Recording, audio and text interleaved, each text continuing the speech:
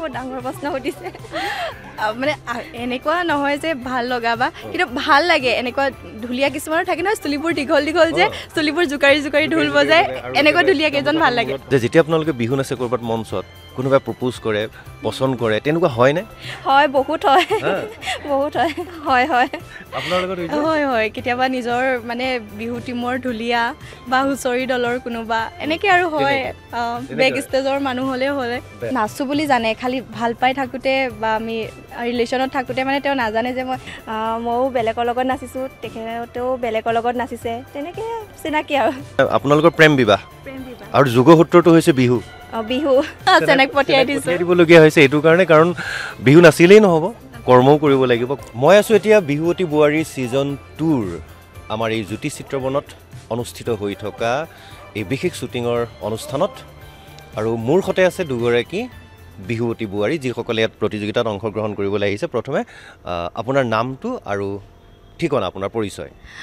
নমস্কাৰ মোৰ নাম গৰিমা গগৈ মোৰ ঘৰ ধেমাজি মই লখিমপুৰলৈ বিয়া হৈছোঁ লখিমপুৰৰ বোৱাৰী বৰ্তমান লখিমপুৰৰ বোৱাৰী ধেমাজিৰ জীয়ৰী আৰু আপোনাৰ নাম নমস্কাৰ মোৰ নাম জুৰি বৰা মই ডিগবৈ জীয়াৰী মৰিগাঁও বোৱাৰী ডিগবৈ আৰু মৰিগাঁও বিৰাট দূৰ মানে অতি কমেও 400 কিলোমিটাৰ কেনেকৈ পালেগৈ মই বিহু নাচিছিলোঁ তেখেতো বিহুৰ লগত জড়িত ইমান নহয় আৰু ময়ো বেলেগৰ লগত নাচিছোঁ তেখেতেও বেলেগৰ লগত নাচিছে তেনেকৈ চিনাকি আৰু মানে ক'ৰবাত বিহু মঞ্চতে লগ পাইছিল বিহু মঞ্চত ফোনতে লগ পোৱা বিহু মঞ্চতো লগ পোৱা মানে আপোনালোকৰ যোগসূত্ৰটো মানে আপোনালোকৰ প্ৰেম বিবাহ আৰু যোগসূত্ৰটো হৈছে বিহু বিহু বিহু বুলি ক'লে আচলতে প্ৰেম ভাৱ এটা থাকেই বিহু বুলি ক'লেই বিহু গীততেই হওক মানে বিহু নামতেই হওক বিহুৰ যোজনাতেই হওক সকলোতে প্ৰেম আৰু বিৰহৰ গীতবিলাকেই স্থান পায় আৰু আমি সকলোৱে জানো যে বিহু আচলতে আমাৰ যদিও কৃষিভিত্তিক উৎসৱ আৰু কৃষিৰ লগতে আমাৰ জাতীয় জীৱনৰ লগত জড়িত মানুহৰ অন্তৰাত্মাৰ লগত জড়িত উৎসৱ গতিকে এইখিনি থাকেই নহয় জানো আপোনাৰ নিশ্চয় প্ৰেম বিবাহ হয় প্ৰেম বিবাহ বেছি দূৰ নহয় কিন্তু একেবাৰে কাষৰ জিলা হয় হয় ওচৰা ওচৰি কেনেকৈ চিনাকি আচলতে বিহুৰ জৰিয়তে চিনাকি নহয় তেওঁ মোক নাচোঁ বুলি জানে খালি ভাল পাই থাকোঁতে বা আমি ৰিলেশ্যনত থাকোঁতে মানে তেওঁ নাজানে যে মই দেখা নাই মোক বিহু নচা কিন্তু বোৱাৰী হোৱাৰ পাছতহে বিহু নচা দেখিছে মানে তথাপি যেতিয়া আপুনি যেতিয়া বিহু নাচে বুলি তেওঁ গম পালে আপোনালোকৰ সম্পৰ্কটো হোৱাৰ পিছত চাগে গম পাইছে বিহু নাচে বুলি গম পোৱাৰ পিছত চাগে তেওঁৰ আপোনাৰ প্ৰতি ধাৰণাটো আৰু উচ্চ হৈ গৈছে বা তেওঁৰ আৰু বেছি মনটো ভাল লাগিছে বাহ হয় হয় মানে ছাপোৰ্ট কৰে প্ৰত্যেকটো ক্ষেত্ৰতে নাচাৰ ক্ষেত্ৰত বিশেষ কৰে মানে জানে সৰুৰ পৰা নাচি আহিছোঁ বুলি যদিও তেখেতে সম্পৰ্কত থাকোঁতে মোক দেখা নাই নচা তথাপিও মানে ছাপোৰ্ট কৰে ধুনীয়াকৈ খুব সুন্দৰ কাৰণ বোৱাৰীসকলে বিহু নাচিবলৈ হ'লে ঘৰখনৰ বিশেষকৈ নিজৰ আপোন মানুহজনৰ স্বামীৰ যেতিয়া সমৰ্থন নাথাকে তাত যথেষ্ট দিগদাৰ হয় যদিও বা বোৱাৰীয়ে বিহু নচাত একো তাত অস্বাভাৱিকতা নাই একো ভুল হ'ব নোৱাৰে কিন্তু আমাৰ সমাজত কি হয় যে বোৱাৰী যদি গৰাকী বিহু নাচিছে গতিকে একদম প্ৰথমেই সমৰ্থন লাগে নিজৰ আপোন মানুহজনৰ স্বামীৰ তাৰপিছত ধৰক শহুৰ শাহুৰ অন্যান্য পৰিয়ালৰ মাক দেউতাকৰতো সমৰ্থন জীয়েকৰ প্ৰতি সদায় থাকেই নহয় জানো কৰি ভাল পোৱা কামবিলাকত গতিকে বোৱাৰী হোৱাৰ নিশ্চয় আপোনাৰ কেইবছৰ হ'ল 6 বছৰ হৈছে আপোনাৰ মোৰ 2 বছৰ 6 বছৰ আৰু 2 বছৰ এই 6 বছৰীয়া আৰু 2 বছৰীয়া যাত্ৰাত নিশ্চয় আপোনালোকে ঘৰখনৰ পৰা খুব সহায় সহযোগ পাইছে হয় পাইছোঁ লগত শাহু মাও আহিছে মা আহিছে আৰু মানুহজনো আহিছে মোৰ ল'ৰা এটাও আছে কিমান ডাঙৰ হৈছে ল'ৰাটো 5 বছৰ হৈছে আচ্ছা মানে আপোনাৰ লগত চেনাইটো আহিছেই চেনাইৰ সৈতে মৰমৰ যি সাক্ষী কণমানি সেয়াও আহিছে লগতে আহিছে আপোনাৰ দুয়োগৰাকী মা শাহু আৰু আপোনাৰ জন্মদাত্ৰী আৰু আপোনাৰ লগত মোৰ লগত মোৰ হাজবেণ্ড আহিছিলে কিন্তু যাবগৈ লগা হ'ল কৰ্মসূত্ৰে মোৰ মা আছে এতিয়া মা আহিছে চেনাই মানে চেনাইক পঠিয়াই দিবলগীয়া হৈছে এইটো কাৰণে কাৰণ বিহু নাচিলেই নহ'ব কৰ্মও কৰিব লাগিব কৰ্তব্যও কৰিব লাগিব আৰু বিহুৰ আমাৰ উদ্দেশ্যটোৱে সেইটো বহাগ বিহুৰ যিটো আমি ৰঙালী বিহু নহয় জানো যে আমি ৰং ৰহিজ কৰি তাৰপিছত আমি খেতি পথাৰত নামো সেয়া অতীজৰ পৰা আজিকালি ধৰক মানুহে খেতিটো নামিব পাৰে ব্যৱসায়টো নামিব পাৰে চাকৰিও নামিব পাৰে গতিকে ব্যস্ত হ'বলগীয়া হয় সকলোখিনি শেষত এটা কথা ক'ব বিচাৰোঁ সুধিব বিচাৰোঁ যে আপোনালোক যিহেতু ছোৱালী ল'ৰা হিচাপে মই ফিল কৰোঁ যে বিহু নচা মানুহৰ প্ৰতি ল'ৰাবিলাকৰ ল'ৰাবিলাকৰ ছোৱালীৰ প্ৰতি আকৰ্ষণটো নাচনী ছোৱালী এজনীৰ প্ৰতি যথেষ্ট আকৰ্ষণ অনুভৱ কৰে আপোনালোকে যিহেতু বিহু নাচিছিল যদি পাৰি ক'ব আৰু যে যেতিয়া আপোনালোকে বিহু নাচে ক'ৰবাত মঞ্চত তেতিয়া কোনোবা মানে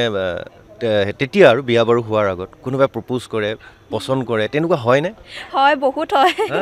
বহুত হয়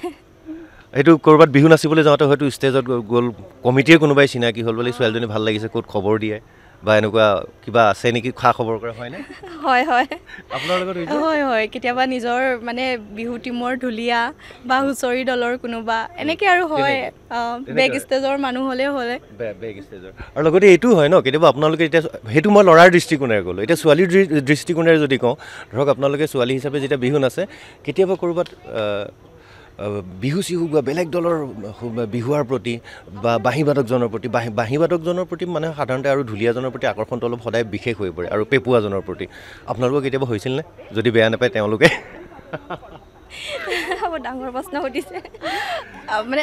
এনেকুৱা নহয় যে ভাল লগা বা কিন্তু ভাল লাগে এনেকুৱা ঢুলীয়া কিছুমানৰ থাকে নহয় চুলিবোৰ দীঘল দীঘল যে চুলিবোৰ জোকাৰি জোকাৰি ঢোল বজায় এনেকুৱা ঢুলীয়া কেইজন ভাল লাগে একদম বেলেগ ধৰণে জোকাৰি এইটো বেলেগ এটা পৰিৱেশ যেতিয়া নচাৰ সময়খিনি তেতিয়া চেনাইৰ লগতে সময়কণ গুচি যায় চেনাই মানে কি ঢুলীয়া চেনাই থাকিলে ভাল একেবাৰে যদি গোটেই জীৱনৰ কাৰণে চেনাই ঢুলীয়া হৈ যায় তেনেকুৱা ভাল খালি সেইকাৰণে চাগে চিনেমাখনো হৈছিল অসমীয়া চিনেমা চেনাই মোৰ ঢুলীয়া বুলি হয় হয় হয় ভাল লাগে তেতিয়া সেয়াই আচলতে আমাৰ বিহু সেয়াই আচলতে আমাৰ পৰিৱেশ খুব ভাল লাগিল আপোনালোকৰ লগত কথা পাতিলোঁ আপোনালোকৰ চাগে আজি ৰেকৰ্ডিং শ্বুটিং আছে দুয়োগৰাকীক লৈ শুভেচ্ছা জনাইছোঁ ধন্যবাদ আৰু কনফিডেণ্ট নে একদম কিবা এটা নহয় কিবা এটা কৰিম নিজে যিমানখিনি পাৰোঁ চেষ্টা কৰিম বাকী বিচাৰকসকলে কি কয় আৰু সকলোৱে আশীৰ্বাদ কৰিব মৰম কৰিব আৰু NB নিউজে এইখিনি সুবিধা দিয়াৰ বাবে বহুত বহুত ধন্যবাদ তাকে ভয় লাগিছে অকণমান যিহেতু আজিৰ পৰা কম্পিটিশ্যন হৈ গৈছে তাৰ কাৰণে অকণমান ভয় এটা আছে আৰু মই প্ৰথমগৰাকীয়ে আজি মানে বিহুৱতী তাৰ কাৰণে বিশেষকৈ ভয় লাগিছে হয় একো নাই ভয় কৰিবলগীয়া একো নাই আপোনালোকৰ চকুৰে মুখে কথা বতৰাখিনিতে সেই আত্মবিশ্বাসটো দেখা পাইছোঁ কনফিডেণ্ট পূৰা আছে যদিওবা হয়তো ইমান ডাঙৰ টেলিভিশ্যনৰ মঞ্চ এখনত প্ৰথমবাৰৰ বাবে আহিছে তথাপি ভয় কৰিব নালাগে ষ্টেজত আগতে যেনেকৈ নাচিছিল গাভৰু কালত বা বিয়াৰ পিছতো যদি ক'ৰবাত নাচিছে দৰ্শকৰ সন্মুখত সেই কনফিডেণ্টটো লৈ নাচক সেই আত্মবিশ্বাসেৰে নাচক নিশ্চয় পাৰিব বহুত বহুত শুভেচ্ছা জনালোঁ এয়া আছিল দুগৰাকীকৈ বিহুৱতী এগৰাকী মৰিগাঁৱৰ তেওঁৰ বিবাহসূত্ৰে মৰিগাঁৱৰ জন্ম তেওঁৰ ডিগবৈৰ আৰু আনফালে আনগৰাকী হৈছে ধেমাজিৰ চিমেণ্ট চাপৰিৰ জীয়ৰী আৰু লখিমপুৰৰ বোৱাৰী তেওঁলোক যিকেইটা স্থানৰ পৰা প্ৰতিনিধিত্ব কৰে সেই অঞ্চলবিলাকত মানুহৰ তেজে তেজে মানুহৰ শিৰে শিৰে শিপাই আছে বিহু গতিকে বিহু সম্পৰ্কতে তেওঁলোকৰ লগত কিছু কথা পাতিলোঁ আৰু নিশ্চয় আপোনালোকেও ভাল পালে কথাখিনি ধন্যবাদ